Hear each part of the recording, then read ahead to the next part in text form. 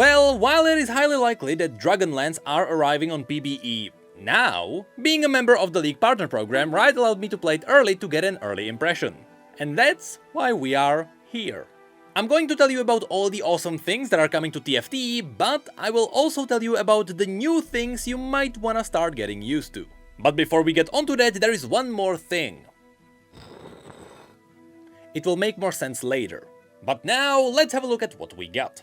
Before we got a chance to play, Riot had a presentation where they showed us some really cool info, such as the fact that TFT now has over 1.5 billion hours played. They are also changing the head of competitive play. This might mean changes to TFT's competitive format. And they also showed us the promo art. I'm not sure if I'll be able to show it just yet, but there is a snail.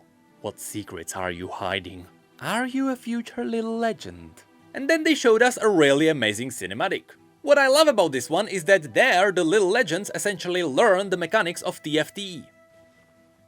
They all rush to get Morello off the carousel, and they learn about the mechanics of Double Up. It was honestly pretty dope. And then they got into some of the things which we have already known about. They once again showed us the new little legends. This time we are only getting 2, but they did show us some of the variations. For example, there is a Fiery Burno, or one in a suit, or a Sweet Tooth version. And when it comes to Poggles, which is the vastly superior one, there is a bee, a Sweet Tooth, and a shark.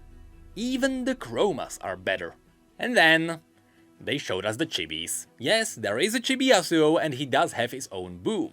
The boom is essentially Yasuo's tornado, but here it feels way less fleshy than the other chibis. It honestly might be just the size of the particles, the tornado felt way too small. Anyway, then there is also the Dragonmancer Yasuo. And despite nothing being confirmed, you can feel that the pricing will be higher. Because this one actually has a finisher animation. Nothing was said about it, but we assume this animation plays when you actually finish off another player. It felt really similar to a level up animation you might find in Legends of Runeterra. It's a really good concept and I hope it will extend beyond just chibis. For now, whatever the price will be for Dragonmancer Yasuo, we'll see if he's worth it. And then we got even more info on Little Legends. The next Little Legend coming from the past will be Dragonmancer Osea. This makes sense because the original Osea was part of True Damage and she was a lizard.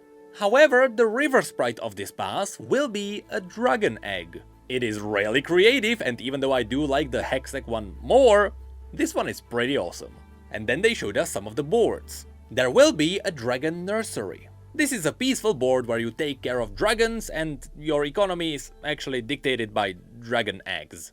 Because there are actually dragon eggs on the sides of the board, I do assume this is gonna be the tier 3 arena from the pass. Just like what we got with Toxitorium last time. And then they showed us the new Mythic Arena. You know, the counterpart to the Tiger Arena. What I really love about this board is that there is an actual massive dragon on that board. We didn't have a chance to see it in action, but based on the images, that arena looked insane. The pricing and how it will be dealt out is still a mystery, however. So let's see how that will end up. And then they talked about some smaller changes to the game, such as the fact that Nico's help will be turned into Champion Duplicator. It's literally just a change of the icon and the name. That's because Nico has not been in the sets for quite a while, so it doesn't make sense to call it Nico's help anymore. And also among some of the more notable changes, Bloodthirster and Hextech Gunblade will both be Omnivamp now, so you can use Bloodthirsters on your casters. And then we got more of the info which we have seen in the dev video. We talked about all of this in greater detail in our last episode of Rift News, so for now, let's go through this quickly. There will be no more emblems from the last stages of the game, because at the end of the game, emblem was mostly a useless item. Treasure Dragon is a new encounter that will replace Raptors. There, the dragon will offer you 5 items which you can reroll for 1 gold. At any point, you may decide to stop and take all the items offered to you. The reason why this is way better than Raptors is that this is not really that random. Whatever you get, you have the option to roll for it. And it seems to be decently balanced too. Every item component essentially has a gold value, so it either offers you an item or gold worth of that item. And if you get something like gloves, which are ridiculously valuable, they may take up 2 slots in the treasury. So when it comes to balancing, it honestly seems fine.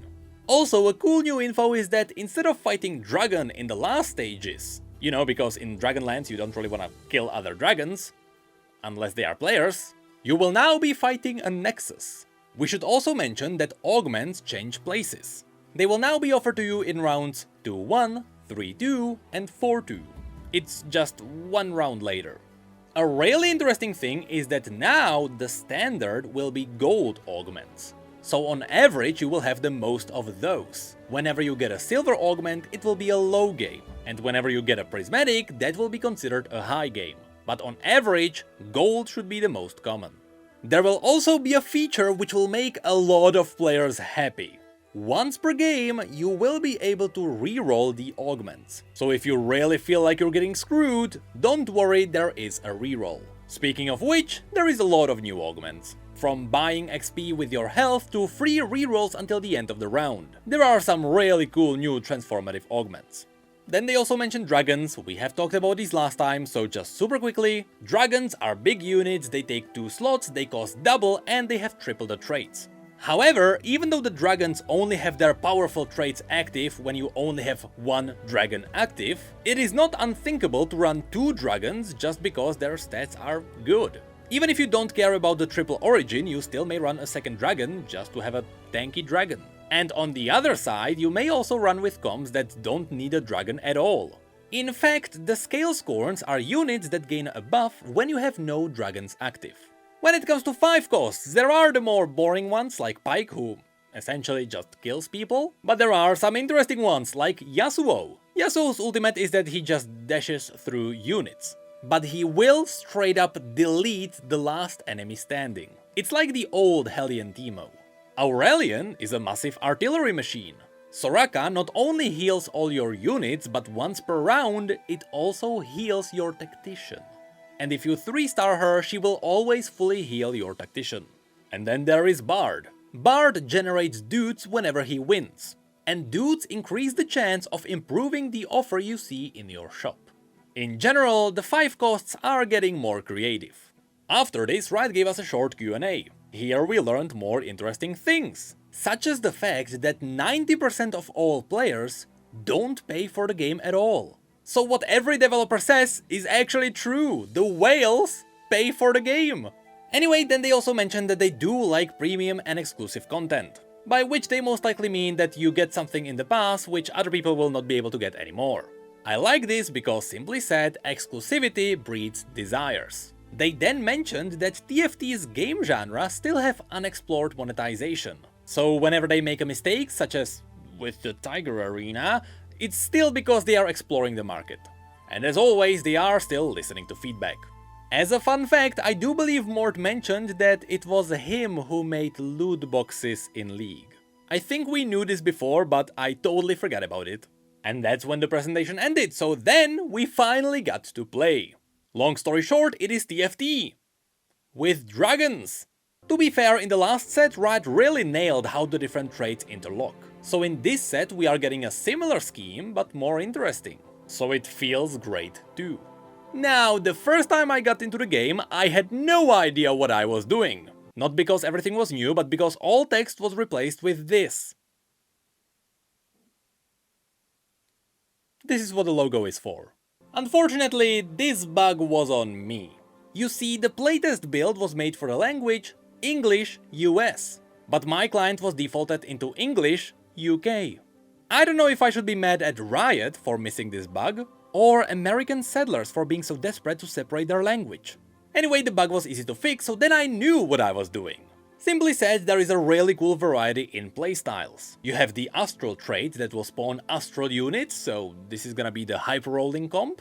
Shimmer Scale is very unique because Shimmer Scale units give you special items that scale with gold. For example, the more gold you have, the more attack damage the unit has. So this is the Greedy Goblin comp.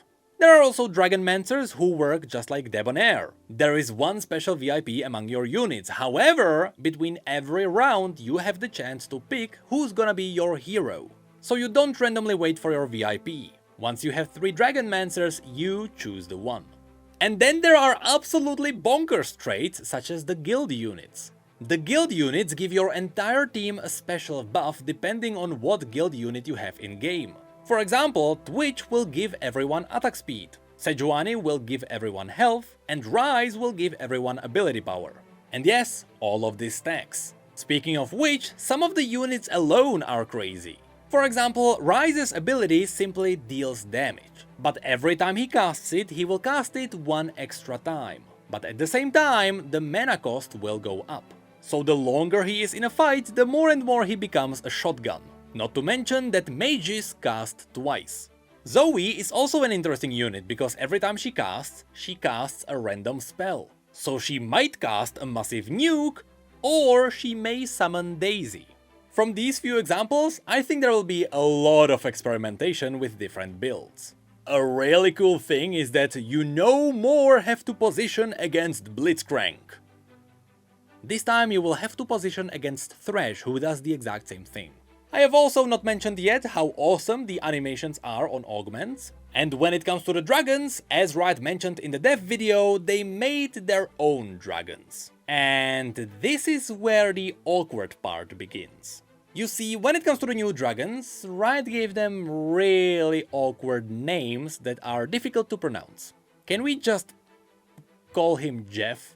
We need new player friendliness. But also, the new dragons are technically using skins of some of the Draconic champions from League. And because there are not too many Draconic champions in League, some of them are reused multiple times. For example, Aurelion is in the game twice. Once as Aurelion Sol and once as Ao Shin. Yes, they do look different because they are different skins, but they are the same skeletal mesh. For someone who's been playing League for so long, I look at Ao Shin and I say, hey, that's Aurelion Sol. It may actually get a bit confusing for veteran League players. And these instincts may really confuse you when it comes to Shyvana, who is in the game thrice. There is the normal transforming Shyvana, the dark flame Shyvana, and the shimmer scale Shyvana. While I was playing, it did actually happen to me that I was collecting one Shyvana, and then I saw the other Shyvana in the shop and I bought 4 of them, and I was wondering, why is she not leveling up? It's because those are 2 different Shyvanas. So for the future, I would actually appreciate it if the new units did have new models. Riot, I know you have really talented people working on the environments, and the boards are simply stunning, but new unique units would be cool too. It happened with Silco, we know you can do it. And it did actually happen in Dragonlands too.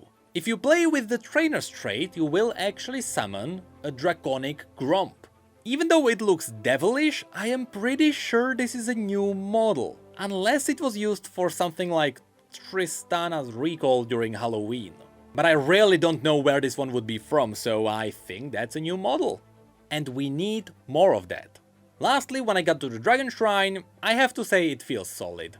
As I said, it actually does feel balanced, and you have a decent shot at getting what you actually want. Be it a specific item or just more gold to roll. So far, it is a really good bad luck protection. But that is everything I wanted to mention. I didn't really want to go through all the trades because there will be a chart on the internet. And even if I just talked about it, you wouldn't get much from it, you really just kinda have to play the game. But overall, it all looks solid. There will be a lot of cool experimentation with units, and augments continue to be really cool. Just Riot, once again, I know your environment artists are awesome, but getting new unique models for the new unique units would be really awesome. With that said, I think I know where this would be heading. I'm afraid of the day we see the first unit not from Runeterra.